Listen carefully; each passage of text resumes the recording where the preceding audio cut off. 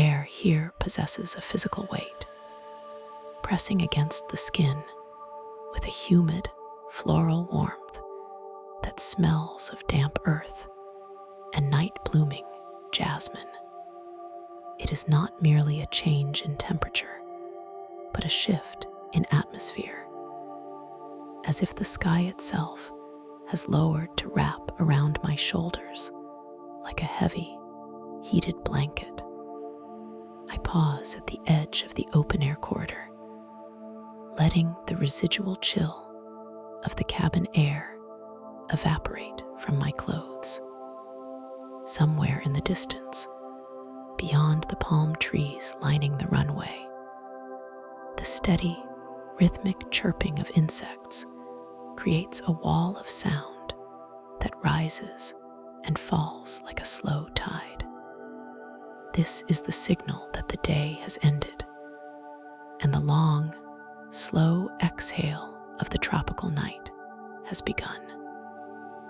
My hand finds the telescoping handle of my suitcase, the grip cool and solid against my palm. I begin to move toward the terminal, and the world narrows down to the sensation of motion and the ground beneath my feet. The path is paved with wide, flat stones, separated by thin ribbons of manicured grass. The wheels of my case rumble over this texture, a low and vibrating bass note that travels up through the metal arm and into my wrist. It is a steady, grinding rhythm. Rumble, pause. Rumble, pause. Each gap in the stones creates a momentary silence before the wheels catch the next slab. I adjust the strap of the bag on my shoulder. It is heavy, filled with the essentials of travel, and its weight presses down, anchoring me to the earth. I shift it slightly, relieving the pressure, and continue the forward momentum. The surface underfoot changes as I step under the thatched roof of the arrival area. The rough stone gives way to polished wooden decking. The sound of the wheels transforms instantly. The low rumble becomes a hollow, resonant drumming. The wood creates a softer, deeper tone, absorbing the impact. My shoes, which had scraped faintly against the stone, now fall silently on the timber. There is a meditative quality to this transit. I do not look at the signs or the other travelers. I focus entirely on the geometry of the floor. The wooden planks run lengthwise, guiding me forward. I watch the grain of the wood pass beneath my sneakers, a blur of mahogany and teak. After 50 paces, the wood transitions to cool, ceramic tile. This surface is seamless and hard. The suitcase wheels no longer rumble or drum, they glide. The resistance vanishes. The bag feels lighter, trailing behind me with an effortless slide that whispers against the glossy finish. The rhythm of my walking slows to match this smoothness. Heel toe, heel toe. The tiles are cool, contrasting with the warm air that still drifts in from the garden perimeter. I listen to the cadence of my own breathing, steady and deep, synchronizing with the faint, rhythmic clicking of the wheels crossing the grout lines. It is a long, low information valley of sensory input, where nothing matters but the next step, the shift of weight from left foot to right, and the continuous, lulling hum of the luggage trailing in my wake. There is no urgency here. The bag rolls. The shoes make soft, rubbery contacts with the tile. The humidity clings. The rhythm remains unbroken for minute after minute. A hypnotic cycle of movement that clears the mind of departure times and flight numbers. Eventually, the tiles end at the curb. I lift the suitcase, the muscles in my forearm tightening briefly as I hoist the weight into the waiting transport. The drive is a blur of shadows and motion, a bridge of dark green foliage, and passing headlights that I experience through half-closed eyes. I let the motion of the vehicle rock me, the suspension absorbing the dips and rises of the island roads, until the engine cuts and silence returns. The room is cool, sealed away from the tropical night. I leave the bags by the door, their purpose fulfilled for the day. The air conditioning hums a low, white noise static that mirrors the sound of a distant waterfall. I do not unpack. I do not turn on the television or check the time. I simply move to the bed and pull back the duvet. The sheets are crisp, tight, and impossibly smooth. I sit on the edge, the mattress yielding gently under my weight, and swing my legs up. As I lower my head to the pillow, the fabric feels cool against my cheek, a stark and welcome contrast to the humid air of the arrival. My body settles into the linens, the heavy feeling of travel draining away into the mattress. I close my eyes, listening to the faint, muffled sound of the ocean through the glass, and let the stillness overtake me. The air at the base of the Hinlad Trail is heavy, holding the moisture of the previous night's rain within a canopy of tangled green. It is not merely humid. The atmosphere feels substantial, a warm weight that presses gently against the skin. I pause at the edge of the temple grounds, letting my breathing adjust to this slower, thicker rhythm. To the left, the stream widens into a basin where the water turns a deep, reflective jade. A wooden bridge spans this stretch of the creek.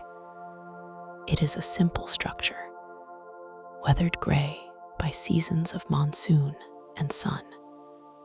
I step onto the first plank. The wood gives slightly, a soft flex that travels up through my legs.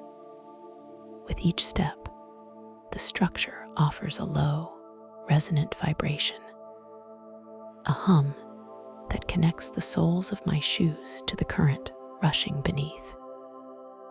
Leaning over the rail, I look down into the dark water.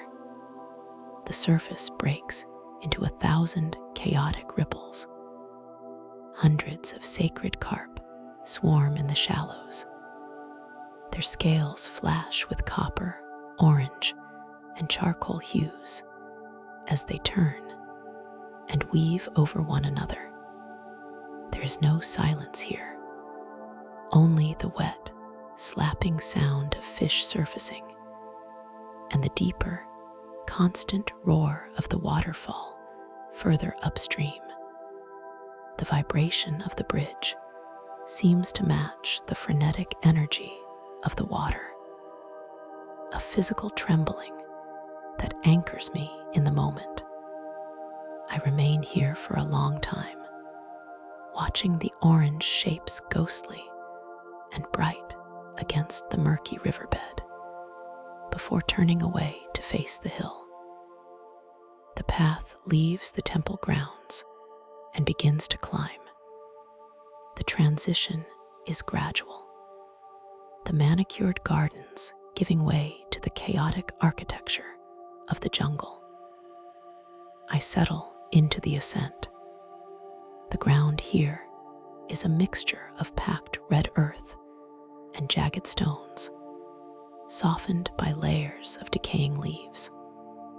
My boots find a rhythm on the uneven terrain. Step, breath, step. The incline demands a steady pace. I focus entirely on the mechanics of climbing. The muscles in my calves tighten and release. The weight of my pack settles into the curve of my spine. There is no conversation here, no hum of traffic, only the sound of my own breath and the crunch of soil underfoot. For the next mile, the world narrows down to the 3 feet of trail immediately ahead.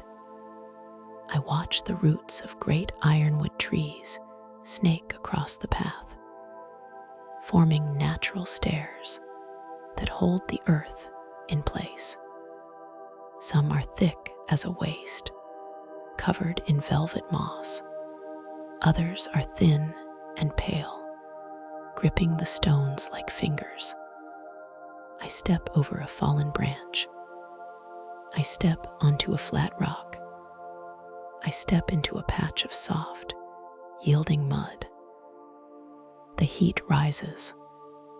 It is a physical presence, wrapping around my arms and neck. Beads of sweat gather and trace slow lines down my temples. I do not wipe them away. I let the heat exist. I let the exertion become a trance. The canopy above is so dense that the sky is only visible in fractured shards of white and blue. Light filters down in beams that illuminate swirling dust motes, hanging suspended in the still air. Step, breath, the sound of blood rushing in my ears mixes with the high-pitched static of the cicadas. It is a wall of sound, a constant electric frequency that seems to originate from everywhere at once. I place one foot in front of the other. The repetition is soothing. There is nothing to decide. There is only the trail, the route, the stone, and the next step. The green walls of the jungle blur into a singular, peripheral texture. Time stretches out, measured not in minutes, but in the number of breaths it takes to reach the next bend in the path. The steepness eventually relents, leveling out as the trail opens into the high clearing of the secret Buddha garden. The air is cooler here, thinner, and carries the scent of damp stone and old flowers. I drift between the statues. They stand in clusters, carved from gray rock that has long since surrendered to the encroaching moss. There are deities and animals, soldiers and storytellers, all frozen in a permanent tableau. I stop before a statue of a dancer. Her arms are raised in a fluid curve, fingers bent back in a traditional gesture of grace. The stone is pitted and rough, covered in patches of lichen that look like dried sea foam. I listen for the music she is dancing to, but there is only the wind rustling the high coconut palms. This is the dancer's silence. It is a heavy, profound stillness that feels louder than the waterfall. She holds her pose without effort, a moment of motion trapped in rock for decades. I trace the line of her stone drapery with my eyes, feeling the calmness of her suspended animation. Moving deeper into the garden, the shade becomes profound. Great boulders rest against each other, creating small caves and alcoves. On the trunk of a massive durian tree, a small wooden sign hangs from a rusted wire. The paint is peeling, the white letters faded and cracked by the sun. It is a wisdom sign, placed here for travelers to find. I do not read it quickly. I let my eyes rest on the Thai script first, enjoying the loops and arches of the letters before shifting to the English translation below. It speaks of letting go, of water flowing over rocks. I do not analyze the lesson. I simply acknowledge the existence of the words. They are a part of the landscape, just like the roots and the statues. I find a flat stone near the edge of the garden, overlooking the valley below. The island stretches out in a haze of blue and green, dissolving into the sea. I sit. The stone is cool beneath me. The intense vibration of the bridge and the heat of the climb have faded, leaving a pleasant heaviness in my limbs. I watch a single leaf detach from a branch high above. It falls slowly, rocking back and forth on the air currents, taking a long time to reach the ground. I watch it settle into the grass, finally still. The heat of the afternoon has begun to settle into the deeper, amber tones of early evening. Here on the southern fringe of the island, the light does not just illuminate. It seems to have weight, pressing down on the canopy of coconut palms and warming the surface of the road. I have left the main thoroughfare behind, favoring the quiet, narrowing strip of coast where the map promises a change in the landscape. My shoes hang loosely from my fingertips. The ground beneath my bare feet shifts from the packed earth of the trail to the loose, shifting expanse of the beach. I am looking for a specific texture, something the locals mentioned in passing. They called it matchhead sand. It is not the white, powdery flour found on the busy northern shores that clings to the skin like sugar. This terrain is different. I step onto the dry slope of the beach and feel the difference immediately.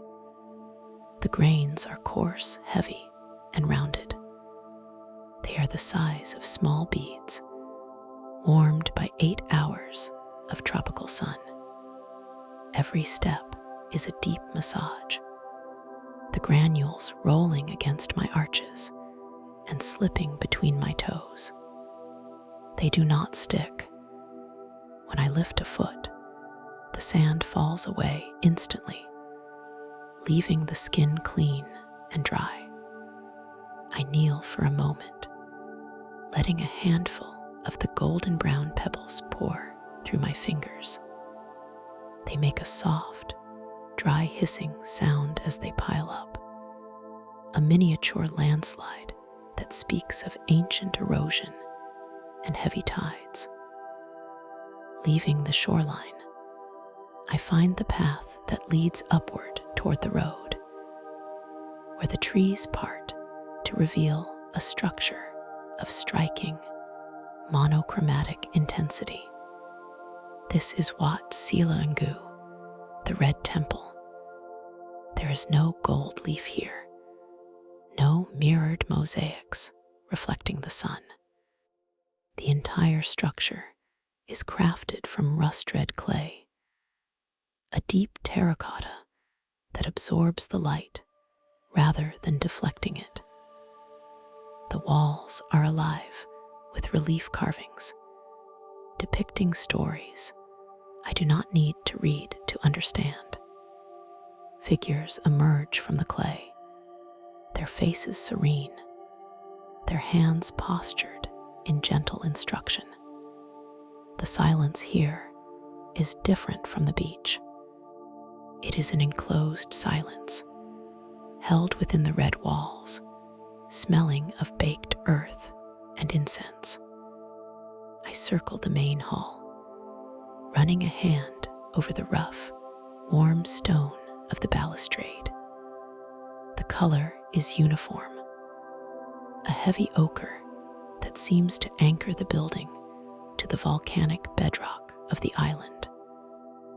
Beyond the temple courtyard, the land drops away sharply toward the sea. A long staircase cuts through the jungle, guarded on either side by the body of a great serpent. This is the Naga. Its scales are carved from the same red stone, undulating down the hill, forming the handrails of the descent. I begin to walk down. The rhythm of the stairs takes over. It is a long way down to the water. The canopy of trees closes overhead, filtering the sunlight into patches of green and gold. I take one step, then another. The descent is steep. My hand rests on the stone scales of the serpent rail, feeling the stored warmth of the sun. The air here is still. It does not move.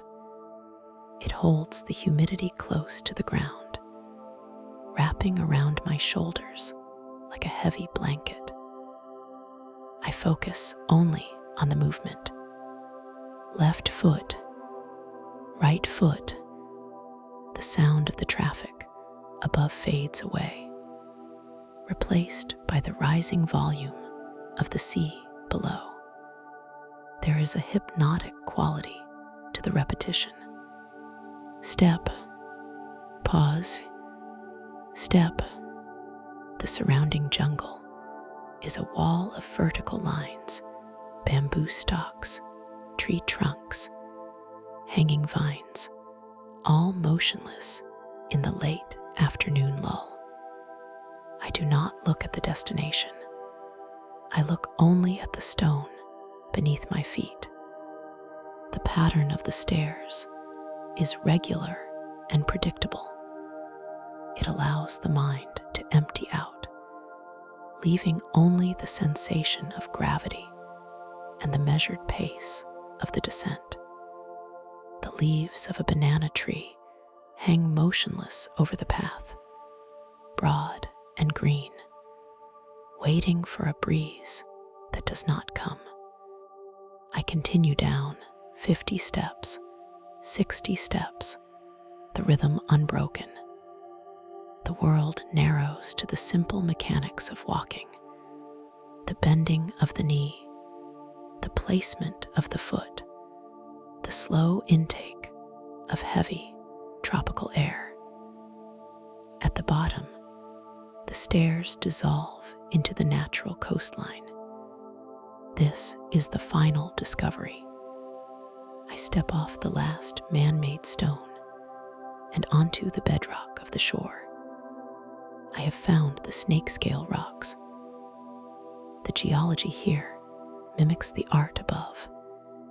The stone underfoot is sedimentary, fractured by time and tide into perfect, overlapping plates. They are gray and brown, smoothed by centuries of waves, arranged in layers that look exactly like the skin of a giant reptile sleeping at the water's edge. I find a flat, dry section of these rocks and settle down. The sun is low now, hovering just above the horizon line. The water in front of me is calm, slapping gently against the stone scales with a rhythmic, wet sound. Behind me, in the dense green incline I just descended, the first cicada begins its evening song. It is a high electric hum that rises and falls. I lean back on my hands, feeling the rough texture of the natural stone. The sky turns a bruised purple, then a soft, hazy gray. The distinction between the sea and the air begins to blur, and I simply sit, watching the day lose its definition, layer by quiet layer. The incline leading away from the main road is steep, demanding a slow and deliberate pace. Heat radiates from the tarmac in visible waves, distorting the horizon where the blue sky meets the dense green canopy of the Lama Hills. My boots find purchase on the gravel as the paved path dissolves into red earth, signaling the entrance to the high ridges. There is a heaviness to the air here, a tropical density that carries the scent of baked dust and dry palm fronds. Ahead, the famous overlap stone waits.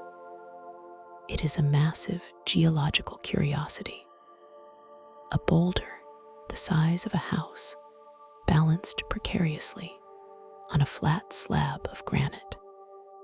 From this angle, it appears ready to tip forward at the slightest provocation. Yet, it has held this pose for centuries. To reach the viewing platform, a narrow suspension bridge stretches across a shallow ravine. The metal slats hum quietly under my weight. I pause in the center of the span. Far below, the island spreads out like a map.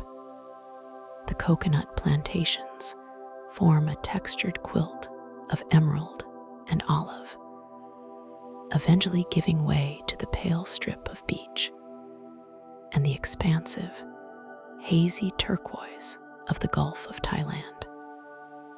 Turning back toward the mountain, the path narrows and dips into a shaded grove. This is where the light changes. The harsh, direct sun is filtered through layers of broad leaves, turning the air into a cool, verdant twilight. I step off the main trail, seeking the source of a sound that has been drifting on the breeze. The bamboo forest rises on the left, a towering wall of segmented stalks. This is the place of the deep valley, where I stop moving entirely to let the rhythm of the island take over. The wind here does not rush, it wanders. It pushes gently against the upper canopy of the bamboo, causing the tall, hollow poles to sway. When they move, they lean into one another. The friction of wood against wood creates a mournful, resonant tone. It is a deep, low creak, like the hull of an old wooden ship settling into the ocean. I listen to the sequence. First, a sudden gust shakes the leaves high above, creating a sound like rushing water. Then the delay. The stalks bend. The contact point slides. A long, drawn-out groan echoes through the grove. It is a sound of immense tension being released. I remain still, letting my breathing sink with the swaying vegetation. There is no other movement here. A single dry leaf detaches from a branch 50 feet up and spirals down, clicking softly as it hits lower branches on its descent. It lands near my foot with a barely audible tap. The wind picks up again. The grove responds. A high-pitched squeak from a thin stalk rubbing against a thick one. A low, bass-heavy moan from the center of the cluster. The pattern repeats, never exactly the same. A ceaseless conversation between the wind and the wood. The shadows on the ground lengthen, stretching out from the base of the clumps, moving inches at a time across the fern-covered floor. Leaving the bamboo grove, the terrain levels out as I approach the rear grounds of Wat Samrit. This temple feels forgotten by the tour buses that crowd the northern shrines. The air here is still and smells of old incense and damp stone. I bypass the main hall and head toward the back, where the manicured grass gives way to wilder foliage. Here lies the forest of moldering stupas, dozens of small stone spires, some waist high, others towering overhead, are scattered across the yard like chess pieces left in the middle of a game. They are not pristine. Time has stripped away the white plaster to reveal the red brick and gray sandstone beneath. I move slowly between them. The afternoon sun is beginning to dip, casting long, dramatic shadows that link the stupas together on the ground. Moss has claimed the northern faces of the stone, painting them in shades of velvet green and black. I trace the rim of a crumbling base with my fingertips. The stone is warm, holding the heat of the day even as the light begins to fail. Some of the stupas have small alcoves housing miniature figures, their features worn smooth by decades of monsoon rains. A headless torso sits in quiet meditation. A hand rests on a knee, the fingers eroded into vague shapes. The atmosphere is thick with a sense of permanence. These structures are slowly returning to the earth, dissolving grain by grain. Yet they stand solid against the encroaching jungle. The light turns golden, then amber. The shadows stretch until they consume the spaces between the stones, merging the separate spires into a single, silhouetted landscape. The cicadas begin their evening chorus, a rising buzz that vibrates in the chest. I find a flat stone bench near the edge of the yard and settle down. The orange glow of the sunset catches the tip of the tallest stupa, igniting the moss for a brief moment before the gray of twilight takes over. The day loses its definition, softening the edges of the world until there is only the outline of the stone and the steady, rhythmic pulse of the coming night.